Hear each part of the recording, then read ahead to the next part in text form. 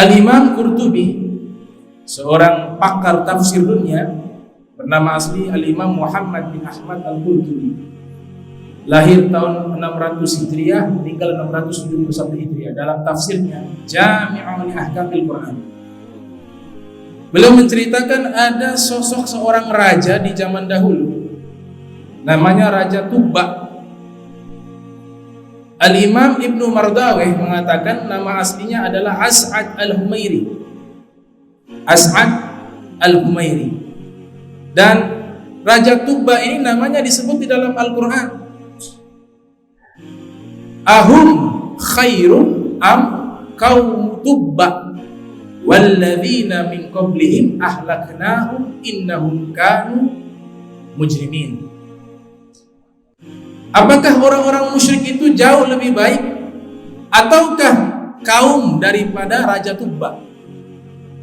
Ataukah orang-orang yang sebelum mereka? Ahlaknahum, kami binasakan mereka sebelumnya.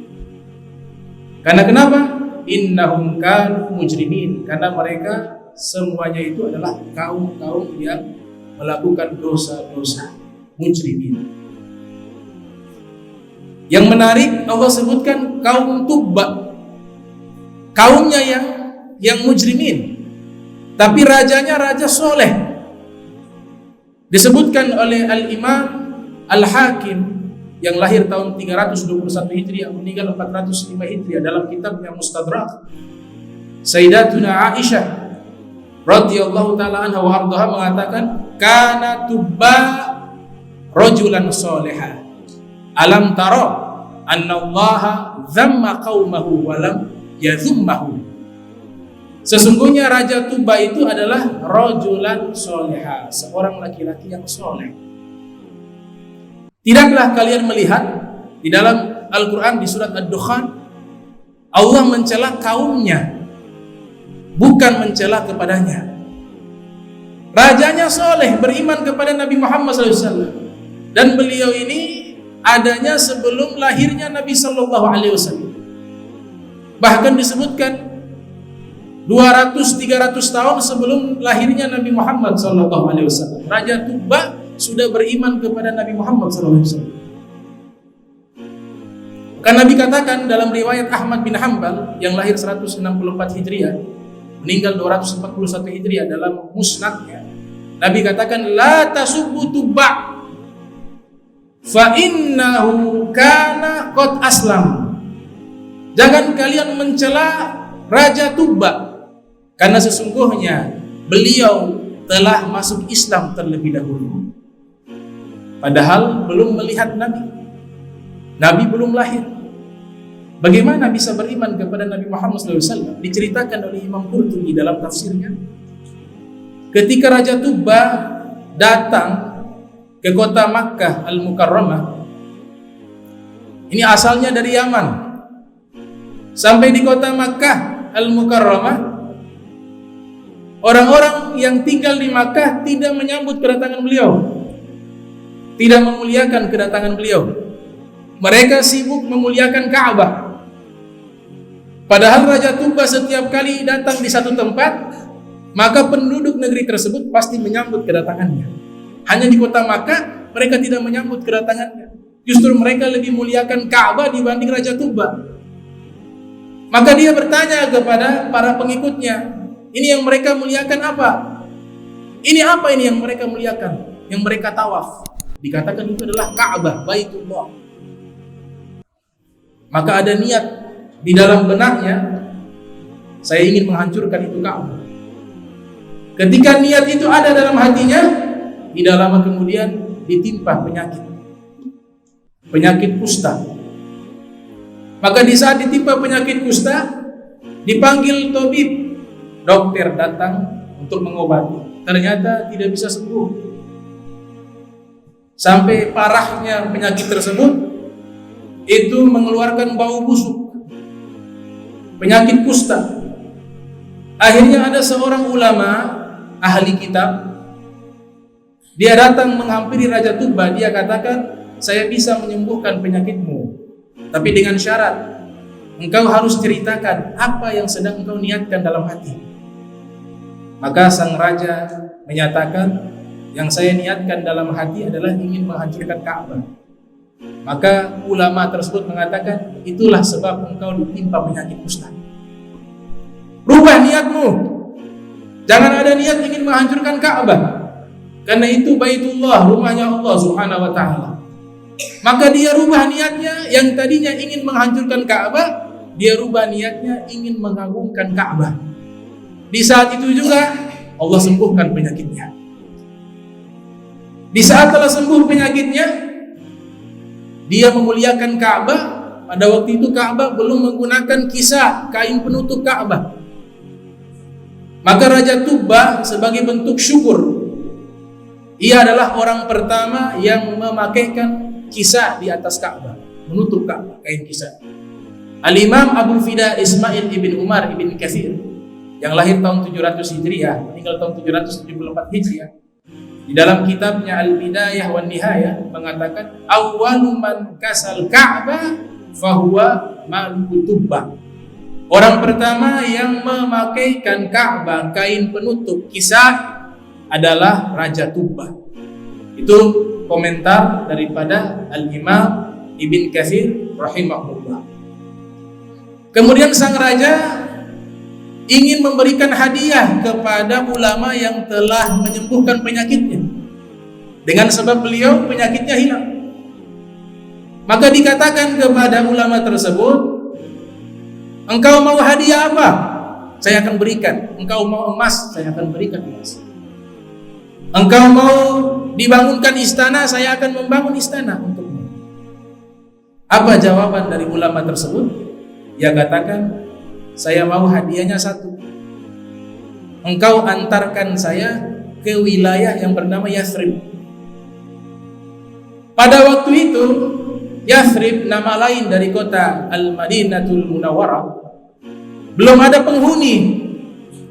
Dan wilayah itu bukan wilayah jalur perdagangan. Maka sang raja heran, kenapa minta pergi ke wilayah yang dimana tidak ada prospek ekonomi, tidak ada kehidupan, tidak ada peradaban, hanya wilayah kosong. Maka ulama tersebut mengatakan, wahai raja, saya pelajari kitab-kitab Samawiyah. Itu menceritakan bahwa nanti ada seorang nabi akhir zaman, Khatamul Anbiya wal Mursalin, penutup para nabi, para rasul, yang akan lahir di kota ini, kota Makkah. Dan nanti kelak ia akan diusir oleh kaumnya, dan Allah perintahkan ia hijrah ke wilayah yang saya sebutkan tadi, yaitu Yathrib. Saya ingin anak keturunan saya kelak nanti menjadi pembela-pembelanya Nabi akhir zaman yang bernama Muhammad SAW. Maka oleh sebab itu saya meminta hadiah, engkau antarkan saya ke Yathrib dan bangunkan satu rumah di sana, dan saya akan tinggal dengan istri saya di sana. Maka sang Raja Tubbah ini penasaran. Sifati kepadaku, siapa sih sosok Nabi Muhammad SAW? Maka sang ulama ahli kitab ini memberikan penjelasan secara spesifik tentang sosok Nabi Muhammad SAW, sampai pada akhirnya sang Raja Tubbah jatuh cinta kepada Nabi Muhammad SAW. Dan diperintahkan untuk dibuat surat dari Raja Tubbah, dikhususkan kepada Nabi akhir zaman Sayyidina Muhammad SAW. Padahal Nabi Muhammad belum lahir. Ditulis dalam suratnya, syahidtu ala Ahmada annahu rasulun minallahi bari'un nasami, falau mudda umri ila umrihi lakuntu waziran lahu wa ibna ammin, wajahadtu bi sayfi a'da'ahu wa farrajtu an sadrihi kulla ghammi. Itu isi surat dari Raja Tubbah, yang artinya saya bersaksi bahwa Ahmad, yakni Nabi Muhammad SAW, adalah utusannya Allah, sang pencipta ruh.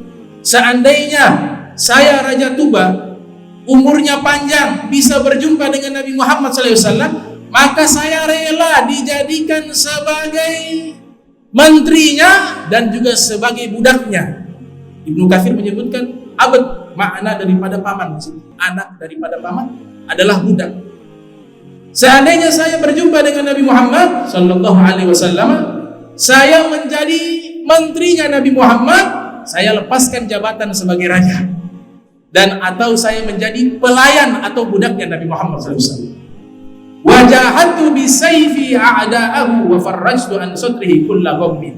Dan saya ikut berjuang, berjihad melawan musuh-musuh Nabi Muhammad SAW, dan saya akan menghilangkan seluruh kesumpetan di dalam hati Nabi Muhammad SAW.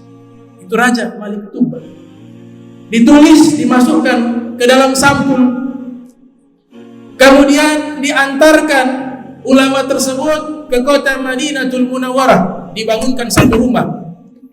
Ketika dibangunkan satu rumah, Raja Tuba mengatakan, saya harus kembali ke Yaman karena saya menjadi raja di Yaman. Saya punya kewajiban dan tanggung jawab mengurus negara saya. Maka dibangunlah rumah. Disitulah ulama tersebut dengan istrinya dan beberapa pengikutnya tinggal di kota Madinatul Munawwarah. Sang Raja Tuba pergi ke Yaman. Sampai di Yaman meninggal dunia. Lantas ulama tersebut memiliki anak, memiliki keturunan. Waktu berjalan jumlah mereka banyak, sampai masuk ke masa Nabi Muhammad SAW. Nabi Muhammad hijrah ke Madinatul Munawwarah. Ternyata Allah Ta'ala sudah membuat konsep. Allah Ta'ala membuat konsep. Masya Allah kan wa ma lam yasha' lam yakun. Apa yang Allah kehendaki pasti terjadi. Jika Allah tidak berkehendak, tidak mungkin terjadi. Allah sudah membuat konsep perencanaan perjumpaan Nabi Muhammad dengan anak keturunan ulama yang cinta kepada Nabi Muhammad SAW. Jadi cinta itu tidak bisa dibatasi oleh waktu. Karena Raja Tuba cinta kepada Nabi Muhammad, tetap digolongkan sebagai ahli jannah karena mahabbah kepada Nabi Muhammad SAW. Cinta itu tidak bisa dibatasi oleh tempat. Rasulullah di kota Madinatul Munawwarah, kita berada di Ternate, Maluku Utara. Cinta kita akan sampai kepada Nabi Muhammad SAW. Maka Nabi Muhammad SAW ketika tiba di kota Madinatul Munawwarah, seluruh orang-orang Madinah berlomba-lomba mengajak Nabi untuk tinggal di rumah mereka. Tapi karena ini sudah konsepnya Allah wahyukan kepada Nabi untuk onta tersebut yang memilih di mana lokasi tempat tinggalnya Nabi Muhammad. Da'auha fa innaha ma'murah, kata Nabi SAW. Biarkan onta ini yang memilih lokasi tempat saya tinggal, karena dia diperintahkan oleh Allah Subhanahu wa Ta'ala. Jadi saking luar biasanya Rasulullah, onta dapat wahyu. Onta dapat wahyu karena dekat dengan Nabi Muhammad SAW. Onta menjadi mulia, diberikan wahyu karena dekat dengan Sayyidina wa Maulana Muhammad sallallahu alaihi wasallam. Maka onta itu berjalan. Ternyata dia memilih lokasi di salah satu rumah sahabat, singkat ceritanya. Namanya Abu Ayyub Al-Ansari. Maka Nabi tinggal di dalam rumah tersebut. Ketika pertama kali Nabi masuk ke dalam rumah tersebut, disodorkan surat.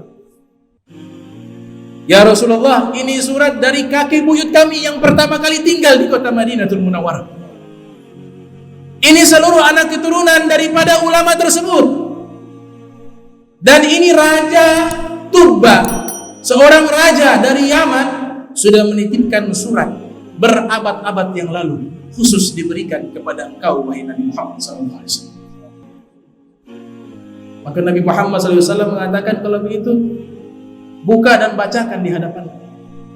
Maka dibacakanlah isi surat tersebut. Syahidtu ala Ahmada annahu rasulun minallahi bari'un nasami. Saya bersaksi, yaitu Raja Tuba, saya bersyahadat bahwa sesungguhnya Ahmad, yakni Nabi Muhammad SAW, adalah utusannya Allah, sang pencipta ruh, dan seterusnya daripada isi surat. Maka Nabi meneteskan air mata. Nabi mengatakan tuba tuba tuba limaliki tuba yu'minu bi walam yarani wa huwa min ahli jannah. Tuba tuba tuba limaliki tuba, beruntung beruntung beruntung Raja Tuba. Dia tidak pernah melihat aku, tidak pernah berjumpa denganku, tapi dia beriman kepadaku. Dia penghuni surga, kata Nabi Muhammad SAW. Al-Imam Abdul Wahhab Asy-Sya'rani rahimahullah, yang lahir 898 Hijriah, meninggal 973 Hijriah. Beliau menyatakan dalam kitabnya Tanbihul Muqtarrin, di masa Al-Imam Abdul Wahhab, atau tidak lama dari masa beliau, ada kuburan para raja di Yaman, khususnya di wilayah Son'a, terbongkar. Maka dikeluarkan itu peti-peti jenazah. Ketika dibuka peti jenazah, ternyata ada jenazah wanita, dan peti tersebut menuliskan bahwa ini adalah jenazah putri-putrinya Raja Tuba. Kemudian di bagian dalam peti tersebut ada lauhun minadz zahab, lempengan terbuat dari emas. Di dalam lempengan yang terbuat dari emas ada tulisan syahadat kepada Allah dan syahadat kepada Nabi Muhammad sallallahu alaihi wasallam. Ternyata Raja Tuba mengajak keluarganya masuk Islam dan mereka menerima ajakan tersebut. Akan tetapi kaumnya tidak menerima ajakan Raja Tuba. Oleh sebab itu selalu disebut bahwa orang-orang yang mendapatkan azabnya Allah selalu disebut kaum Tuba. Kaumnya yang ingkar, bukan rajanya. Rajanya beriman kepada Nabi Muhammad SAW. Rajanya mengakui ajaran Nabi Muhammad SAW, dan rajanya mencintai Nabi Muhammad SAW. Maka kesimpulan dari kisah tersebut, Nabi kita ini terkenal sebelum ada di dunia.